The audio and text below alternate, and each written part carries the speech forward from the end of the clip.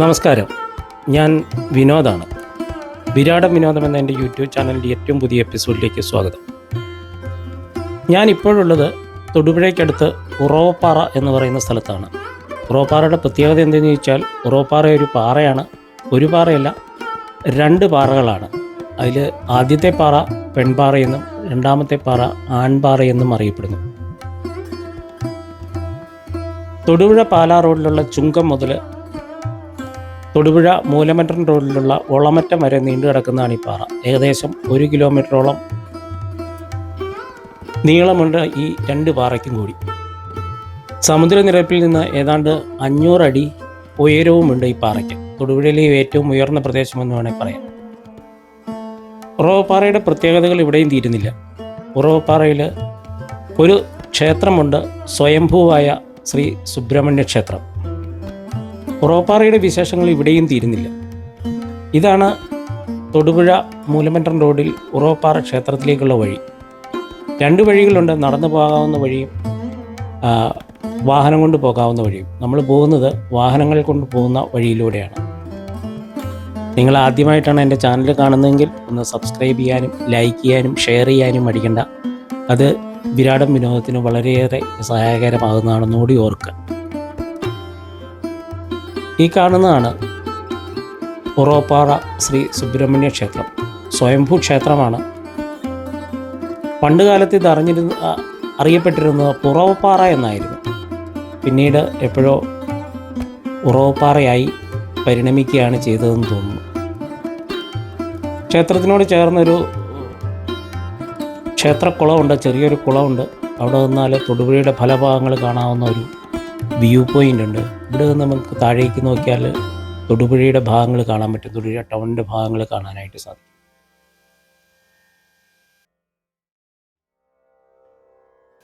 സമുദ്രനിരപ്പിൽ നിന്ന് ഏതാണ്ട് 500 അടി ഉയരത്തിലാണ് ഈ ക്ഷേത്രവും സ്ഥിതി ചെയ്യുന്നത്. ഇപ്പം ആൺപാറയുടെ ഏറ്റവും ഉയർന്ന പ്രദേശത്താണ് ഈ ക്ഷേത്രം സ്ഥിതി ചെയ്യുന്നത്. സ്വയംഭൂവായ ശ്രീ സുബ്രഹ്മണ്യനെ വണങ്ങി നമുക്ക് ഉറവപ്പാറയുടെ മറ്റ് ദൃശ്യങ്ങളിലേക്ക്, മറ്റ് കാഴ്ചകളിലേക്ക് പോവാം.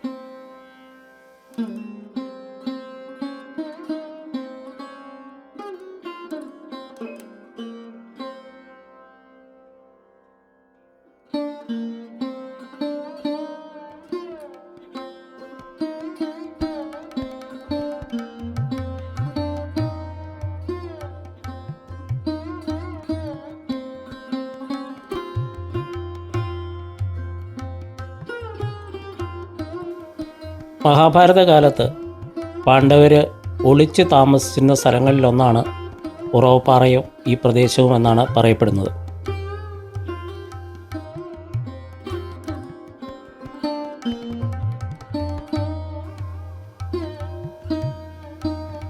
അതിൻ്റെ തെളിവായി ഉറവപ്പാറയിൽ 2 കാഴ്ചകൾ ഉണ്ടെന്ന് പറയപ്പെടുന്നു. ഇത് തെളിവാണെന്ന് പറയപ്പെടുന്നു, ഐതിഹ്യമാണ്. ശരിയോ തെറ്റോ എന്ന് നമുക്കറിയില്ല. എങ്കിലും ഉറവപ്പാറയുടെ ഏറ്റവും വലിയ പ്രത്യേകത എന്ന് പറയുന്നത് ഈ 2 ദൃശ്യങ്ങളാണ്.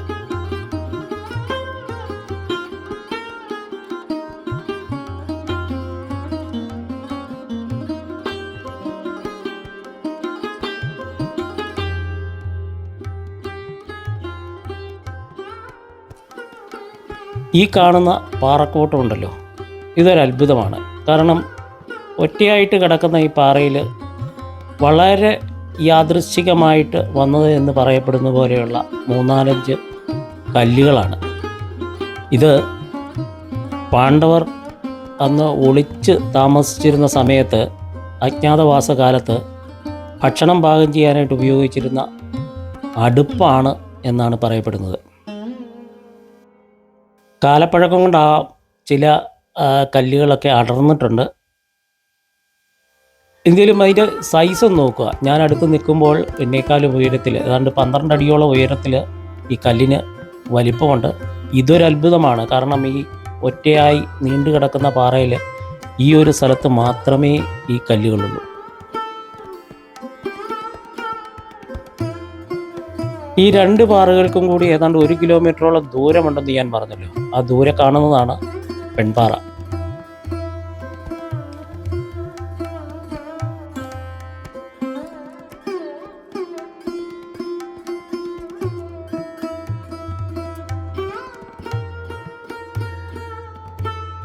നമുക്ക് അടുത്ത അത്ഭുതത്തിലേക്ക് പോവാം, അടുത്ത കാഴ്ചയിലേക്ക് പോവാം. ഈ കാണുന്നുണ്ടല്ലോ, പാറയിൽ കാണുന്ന ഒരു കുളമാണ്, ചെറിയ കുളം. ഭീമൻ്റെ കാൽപാദമാണ് എന്നാണ് ഇത് പറയപ്പെടുന്നത്. അതായത് ഭക്ഷണം പാകം ചെയ്ത് ഭക്ഷണം കഴിച്ചപ്പോൾ വെള്ളത്തിന് ബുദ്ധിമുട്ടുണ്ടായപ്പോൾ അദ്ദേഹം ദേഷ്യപ്പെടുകയും വെള്ളത്തിന് വേണ്ടിയിട്ട് പാറയിൽ ആഞ്ഞു ചവിട്ടുകയും ചെയ്തു എന്നാണ് പറയുന്നത്. ഇത് മനുഷ്യ കാൽപാദത്തിന് ഷെയ്പ്പിലുള്ള ഒരു കുളമാണ്. ഈ കുളത്തിൻ്റെ പ്രത്യേകത ഇത് ഇതുവരെ വറ്റിയിട്ടില്ല എന്നും ഇതിൻ്റെ ആഴം എത്രയെന്ന് അറിയില്ല എന്നുള്ളതുമാണ്. എന്തു തന്നെയായാലും ചരിത്രവും പുരാണവുമായി ഇടകലർത്തി ഇവിടെ ചില ഐതിഹ്യങ്ങൾ നിലനിൽക്കുന്നു. ഇവിടെ ഒരു ക്ഷേത്രമുണ്ട്. ഈ ക്ഷേത്രത്തിൽ നിത്യപൂജകൾ നടക്കുന്നതുമാണ്. ഈ വീഡിയോ നിങ്ങൾ ഇഷ്ടപ്പെട്ടു എന്ന് കരുതുന്നു. ഇഷ്ടപ്പെട്ടാൽ മറക്കണ്ട, ഒന്ന് ലൈക്ക് ചെയ്യാനും ഷെയർ ചെയ്യാനും കമൻറ്റ് ചെയ്യാനും മറക്കണ്ട. നന്ദി.